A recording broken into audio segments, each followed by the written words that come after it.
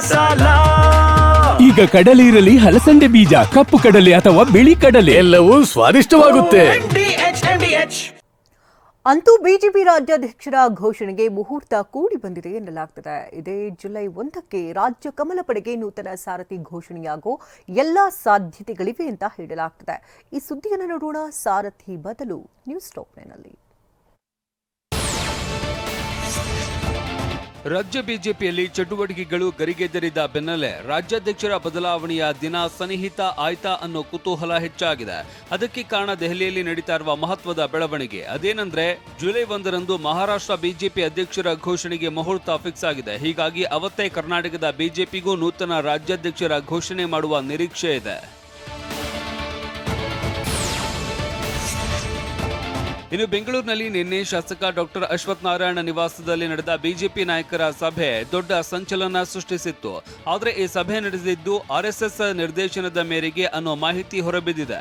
ಜೊತೆಗೆ ಬೆಂಗಳೂರಿನಲ್ಲಿ ಶಾಸಕ ಡಾಕ್ಟರ್ ಅಶ್ವಥ್ ನಾರಾಯಣ ನಿವಾಸದಲ್ಲಿ ನಡೆದ ಬಿಜೆಪಿ ನಾಯಕರ ಸಭೆ ದೊಡ್ಡ ಸಂಚಲನ ಸೃಷ್ಟಿಸಿತ್ತು.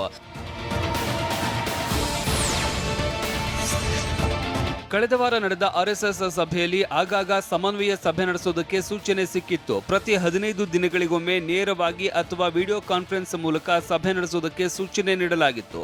ಪಕ್ಷದೊಳಗಿನ ವ್ಯತ್ಯಾಸ ಸರಿಪಡಿಸುವುದಕ್ಕೆ ಜೊತೆಯಾಗುವಂತೆ ಬಿಜೆಪಿ ನಾಯಕರಿಗೆ ಆರ್ಎಸ್ಎಸ್ ಸೂಚನೆ ನೀಡಿತ್ತು.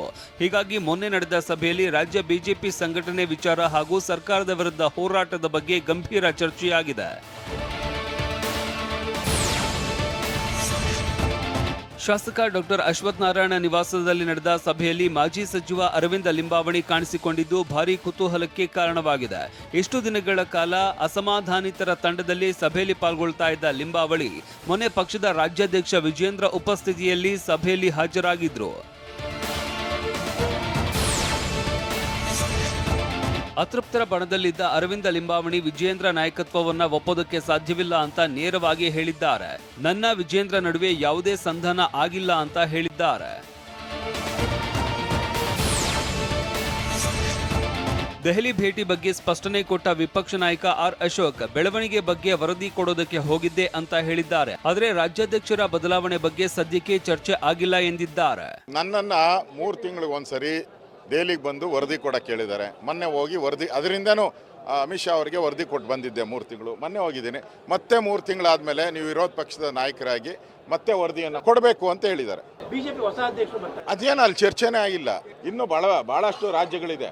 ಅದಾದಮೇಲೆ ರಾಜ್ಯದ ಬೇರೆ ನಮ್ಮದು ಕೊನೆಯಲ್ಲಿ ಇರೋವಂಥದ್ದು. ಮೊನ್ನೆ ಹೋದಾಗೂ ಕೂಡ ಇನ್ನೂ ನಮ್ಮದು ಉತ್ತರ ಪ್ರದೇಶ ಇರ್ಬೋದು, ಗುಜರಾತ್, ಅದರ ಜೊತೆ ನಮ್ಮದು ಕೂಡ ಘೋಷಣೆ ಆಗ್ತದೆ. ಈಗ ಸದ್ಯಕ್ಕೆ ನಮ್ಮದು ಬಂದಿಲ್ಲ ಇಲ್ಲಿ. ಅದರಿಂದ ಅದು ಯಾವುದೂ ಚರ್ಚೆ ಆಗಿಲ್ಲ. ಬದಲಾವಣೆ ಇರ್ಬೋದು, ಯಾವುದೇ ರೀತಿ ಚರ್ಚೆ ಆಗಿಲ್ಲ. ಬಿಜೆಪಿಯಲ್ಲಿ ನಡೀತಾ ಇರುವ ಬೆಳವಣಿಗೆಗಳನ್ನ ಗಮನಿಸ್ತಾ ಇರುವ ಉಚ್ಚಾಟಿತ ಶಾಸಕ ಯತ್ನಾಳ್ ಮತ್ತೆ ವಿಜೇಂದ್ರ ವಿರುದ್ಧ ಗುಡುಗಿದ್ದಾರೆ. ವಿಜೇಂದ್ರ ಬದಲಾವಣೆ ಆಗಲೇಬೇಕು ಅಂತ ಆಗ್ರಹಿಸಿದ್ದಾರೆ. ಏನು ಮಾಡಬೇಕು ಬದಲಾವಣೆ, ಇಷ್ಟು ಚರ್ಚೆ ಮಾಡೋ ಅವಶ್ಯಕತೆ ಇಲ್ಲ. ಯಾಕಂದರೆ ಯಾರ್ದು ವಿಜೇಂದ್ರ ಅಧ್ಯಕ್ಷತೆ ಅಂತ ಇದು ಏನು ನಮ್ಮ ಕರ್ನಾಟಕದಲ್ಲಿ ಸಂಪೂರ್ಣವಾಗಿ ಬಿ ಜೆ ಪಿ ನೆಲಕಚ್ಚಿದೆ. ಲೋಕಸಭಾ ಕ್ಷೇತ್ರದಲ್ಲಂತರೂ ಹೀನಾಯವಾಗಿ ನಾವು 10 ಮತಕ್ಷೇತ್ರಗಳು ಇವರು ಒಳ ಒಪ್ಪಂದದಿಂದ ಚಾಮರಾಜನಗರ, ತುಮಕೂರಿನಲ್ಲಿ ವಿರೋಧ ಮಾಡಲಿಕ್ಕೆ ಪ್ರಯತ್ನ ಮಾಡಿದ್ರು, ಚಿಕ್ಕಬಳ್ಳಾಪುರನಲ್ಲಿ ಕೆಡವಲಿಕ್ಕೆ ಪ್ರಯತ್ನ ಮಾಡಿದ್ರು. ಅದೇ ರೀತಿ ಕಲಬುರಗಿ, ಬೀದರು, ರಾಯಚೂರು, ಕೊಪ್ಪಳ, ದಾವಣಗೆರೆ.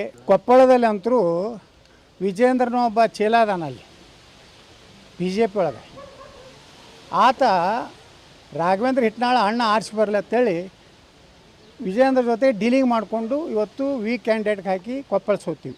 ಬೀದರ್ ಸೋಲಿಕ್ಕೆ ಎಲ್ಲ ವಿಜೇಂದ್ರನ ಚೇಲಾಗಳು ಏನು ಎಮ್ ಎಲ್ ಇದ್ದರು ಅವ್ರು ಎಲ್ಲರೂ ಈಶ್ವರ ಖಂಡ್ರೆ ಜೋಡ ಒಪ್ಪಂದ ಏನಾದರೂ ಈಶ್ವರ ಖಂಡ್ರೆ ಮನೆಯಾಗೆ ಇರ್ತಾರೆ. ರಾತ್ರಿ ಮುಂಜಾನೆ 6ಕ್ಕೆ ಹೋಗಿರಿ ಎಲ್ಲ ಇವತ್ತು ಹೆಚ್ಕೊಂಡು ಕೂತಿರ್ತಾರೆ. ನಾವು ವೀರ ಸಾಹೇಬ್ರು, ನೀವು ವೀರ ಸಾಹೇಬ್ರು ಅಂತೇಳಿ.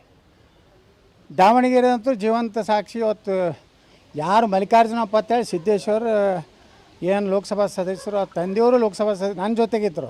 ಮೊನ್ನೆ ಹೇಳ್ಯಾರಲ್ಲ, ಒಬ್ಬ ಕಾಂಗ್ರೆಸ್ಸಿನ ಶಾಸಕರೇ ಡೀಲಿಂಗ್ ಮಾಡ್ಕೊಂಡ ನಮ್ಮ ಅವನು ವಿಜೇಂದ್ರನ ಚೇಲಾತ ಶಿವಗಂಗಾ ಬಸವರಾಜ್ ಅವ್ರು ಹೇಳ್ಯಾರ. ಮತ್ತು ಇಟ್ಟೆಲ್ಲ ಇದ್ದ ಮ್ಯಾಗೂ ವಿಜೇಂದ್ರನ ಮುಂದುವರಿಸ್ತೀನಿ ಅಂದ್ರೆ ಅದೇನೋ ಆತ್ಮಾಹುತಿ ಮಾಡ್ಕೊಂಡಂಗೆ ಬಿ ಜೆ ಪಿ. ಈಗ ಹಂಗೆ ಭಯೋತ್ಪಾದಕರ ಮೈಗೆ ಬಾಂಬ್ ಹಾಕ್ಕೊಂಡು ತಾವೇ ಸ್ಫೋಟ ಮಾಡ್ಕೋತಾರಲ್ಲ, ಹಂಗೆ ಬಿ ಜೆ ಪಿಗೆ ಅದು ಬೇಕಾಗಿತ್ತಂದ್ರೆ ವಿಜಯೇಂದ್ರನ ಯಡಿಯೂರಪ್ಪನ ಮಾತು ಕೇಳಿ ಮುಂದುವರಿಸಲಿ. ಯಾವುದೇ ಗೊಂದಲ ಇಲ್ಲದೆ ರಾಜ್ಯಾಧ್ಯಕ್ಷರ ಆಯ್ಕೆ ಆಗುತ್ತೆ ಅಂತ ರಾಜ್ಯ ಬಿಜೆಪಿ ಪ್ರಧಾನ ಕಾರ್ಯದರ್ಶಿ ಪಿ ರಾಜೀವ್ ಹೇಳಿದ್ದಾರೆ. ಬೆಳಗಾವಿ ಜಿಲ್ಲೆಯ ಅಥಣಿ ಪಟ್ಟಣದಲ್ಲಿ ಮಾತನಾಡಿದ ಅವರು, ನಮ್ಮ ಪಕ್ಷದಲ್ಲಿ ನೀತಿ ನಿಯಮಾವಳಿಗಳು ಇದ್ದಾವೆ. ಆ ಮೂಲಕ ರಾಜ್ಯಾಧ್ಯಕ್ಷರ ಘೋಷಣೆಗೆ ಎಲ್ಲಾ ಸಿದ್ಧತೆಗಳು ಆಗಿವೆ ಎಂದಿದ್ದಾರೆ. ಈ ಮಧ್ಯೆ ಮಾಜಿ ಸಚಿವ ಎಂಪಿ ರೇಣುಕಾಚಾರ್ಯ ವಿರುದ್ಧ ಶಿಸ್ತು ಕ್ರಮ ಕೈಗೊಳ್ಳಬೇಕು ಅಂತ ಮೊನ್ನೆಯ ಸಭೆಯಲ್ಲಿ ಆಗ್ರಹ ವ್ಯಕ್ತಪಡಿಸಿರುವ ಬಗ್ಗೆ ಮಾಹಿತಿ ಲಭ್ಯವಾಗಿದ್ದು, ಬಸನಗೌಡ ಪಾಟೀಲ್ ಯತ್ನಾಳ್ ಮಾದರಿಯಲ್ಲೇ ರೇಣುಕಾಚಾರ್ಯ ವಿರುದ್ಧವೂ ಕ್ರಮಕ್ಕೆ ಹೈಕಮಾಂಡ್ಗೆ ಶಿಫಾರಸು ಮಾಡಬೇಕು ಎಂಬ ಮಟ್ಟಿಗೆ ಚರ್ಚೆ ನಡೆದಿದೆ ಎನ್ನಲಾಗಿದೆ. ವಾಹ್, ಯಾಕೆ ಈಗ ಬಂತ ಸ್ವಾದ? ಖಂಡಿತ ಈಗ ಬಂತು ಅಸಲಿ ಸ್ವಾದ. MDH chunky chaat masala life ಅಲ್ಲಿ ಅಸಲಿ ಸ್ವಾದ ತರುತ್ತೆ. असली मसाला यस यस MDH